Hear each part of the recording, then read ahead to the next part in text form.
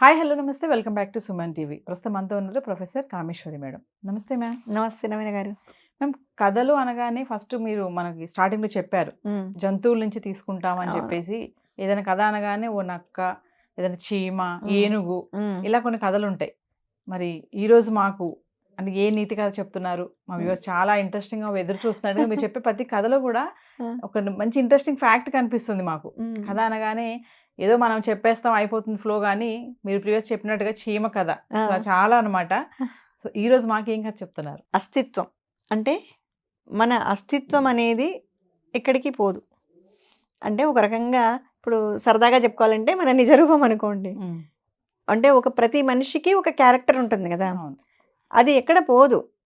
మనం దానికి ఎన్ని మేకప్పులు వేసినా, హ్మ్. ఎన్ని రకాలుగా మార్చినా, హెయిర్ స్టైల్స్ మార్చినా, డ్రెస్సులు మార్చినా పోదు. మనము మనమే. మనమే. మన లోపల ఉన్నది ఇంపార్టెంట్. యెస్. బయట కనిపించేది కాదు.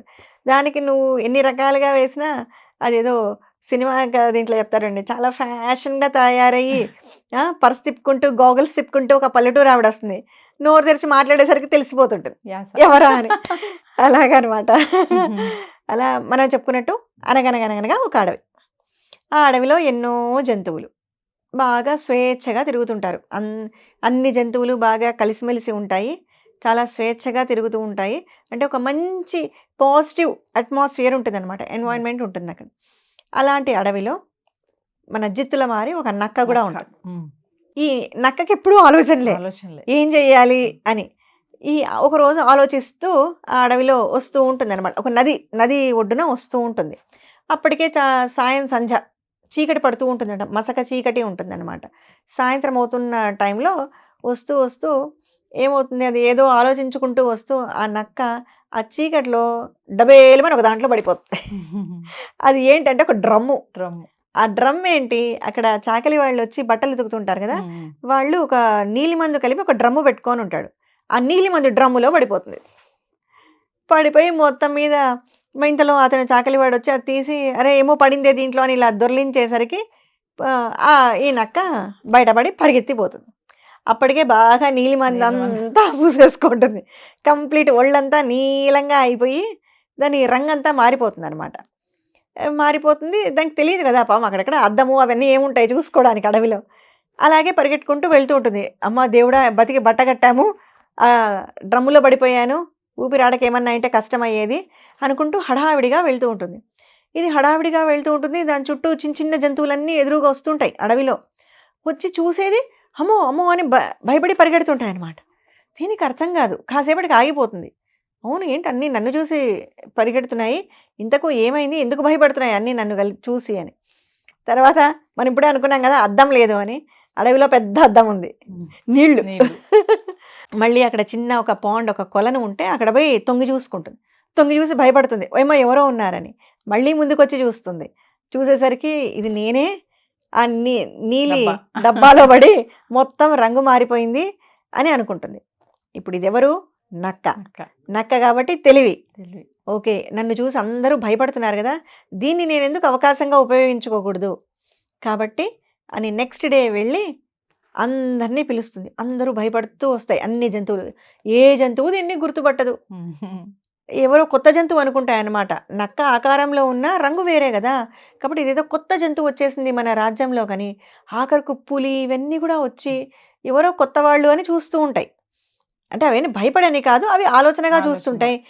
ఇంతలోనే దాన్ని ఆ సమయాన్ని చిన్న ఫ్రాక్షన్ ఆఫ్ సెకండ్ అంటాం చూడండి. ఎవరైతే పక్కన వాళ్ళు ఆలోచిస్తుంటారో దాన్ని వీళ్ళు ఉపయోగించుకుంటారు. ఉపయోగించుకుంటారు. అట్లా నక్క కూడా వెంటనే నేను దేవుడు పంపించిన దేవదూతను మీకు అని చెప్తుంది. ఇక్కడ కమాండ్ చేయట్లా నక్క, తెలివిగలది కదా. తెలివిగా.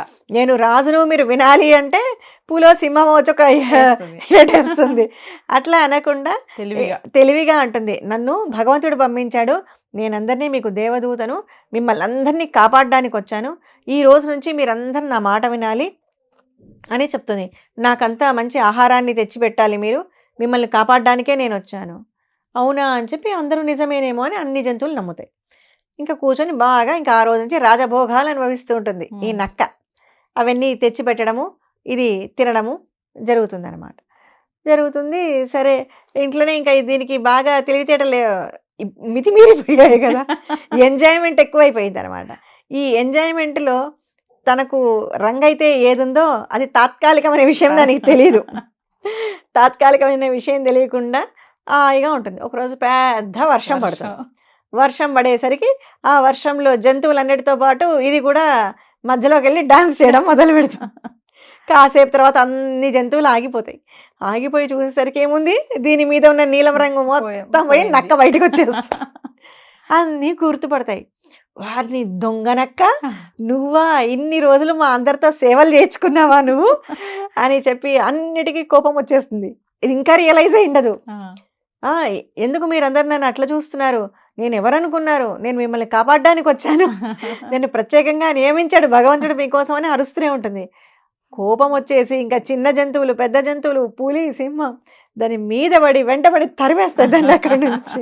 వాళ్ళు ఏంటనేది వాళ్ళు గుర్తుపెట్టుకోవాలి. నక్క గుర్తుపెట్టుకోకుండా, అంటే టెంపరీగా వచ్చిన దాంతో తాత్కాలికంగా అది సంపద కానీ మనకు వచ్చిన సొగసు కానీ ఇంకొకటి కానీ ఏదైతే తాత్కాలికంగా ఉందో అదే శాశ్వతమని భావించి కొందరు ఆర్టిఫిషియల్ బిహేవియర్ చేస్తుంటారు.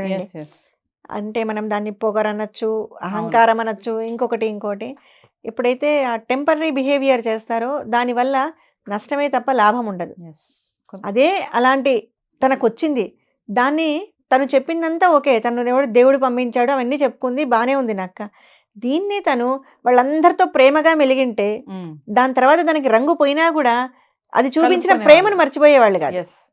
అది అలా వచ్చినా కూడా వాళ్ళకేం నష్టం జరగలేదు. ఆ ప్రేమతో వాళ్ళ మధ్య ఇంకా బాండింగ్ పెరిగేది.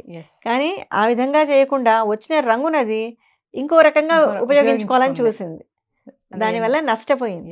ఇట్లా మనకు ఎన్నో వస్తుంటాయి, మధ్య మధ్యలో పదవులు వస్తుంటాయి, అవునా, ధనం వస్తూ ఉంటుంది, ఇవన్నీ వస్తుంటాయి పోతుంటాయి, రీసైకిల్ అవుతూనే ఉంటాయి.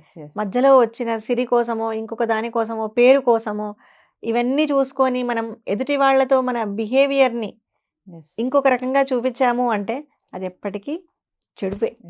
మంచి మేకప్ వేసినా నిజ స్వరూపం అనేది బయట పడుతుంది ఎప్పుడైనా. మీరు ఇందాక ఒకటి అన్నారు, వాళ్ళు ఎంత స్టైల్ గా ఉన్నా, ప్యాషన్ గా ఉన్నా, వాళ్ళ యొక్క ఏంటనేది వాళ్ళ ఒరిజినాలిటీ బయటకు వచ్చేస్తుంది ఖచ్చితంగా. అదే అస్తిత్వం అన్నారు కదా స్టార్టింగ్, అట్లా అనమాట.